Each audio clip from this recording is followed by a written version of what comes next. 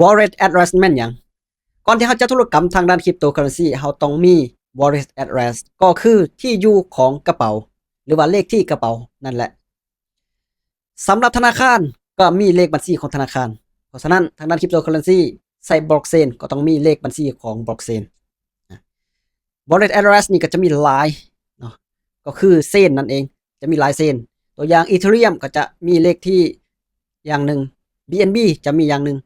Ethereum จะมีอย่างหนึ่งและหลายๆเส้นก็จะมีแตกต่างกันเลขที่กระเป๋าที่แตกต่างกันคือธนาคารแต่ละธนาคารตัวเลขอาจจะยาวสั้นอาจจะแตกต่างกันแบบนั้นนั่นเองสำหรับการธุรกรรมนี้เฮาต้องเลือกการธุรกรรมให้ถูกตัวอย่างเท่ากอกับเท่าขอจะธุรกรรมโอนคริปโตเคอเรนซีให้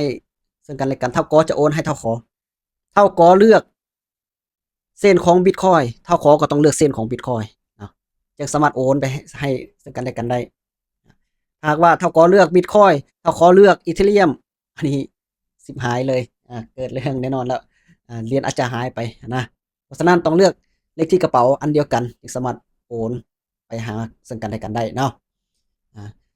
wallet address นี่ก็ใช้ในการรับเหรียญหรือว่าใช้ในการโอนเหรียญทุกๆการธุรกรรมแม่นจะบันทึกอยู่ในบล็อกเชนของเชนนั้นๆที่เราใช้ในการโอนแต่ละครั้งเราก็จะมีเลขtransaction จะมีประวัติการธุรกรรมแล้วก็ TXID ก็จะมีเลขบัญชีการธุรกรรมเลขการธุรกรรมกับเลขบินนะเนาะเพราะฉะนั้นเข้าใจง่ายๆก็คือ wallet address นี่ก็จะเป็นที่อยู่ของกระเป๋าที่ใช้ในการธุรกรรมเกี่ยวกับคริปโตเคอเรนซีเราจะใช้เราต้องศึกษาให้ดีแต่ละเส้นมันจะมีค่าธรรมเนียมที่แตกต่างกันและความเสี่ยงที่แตกต่างกันก่อนศึกษาให้ดีก่อนที่ว่าจะลงทุนและพบกันใหม่ในคลิปต่อไป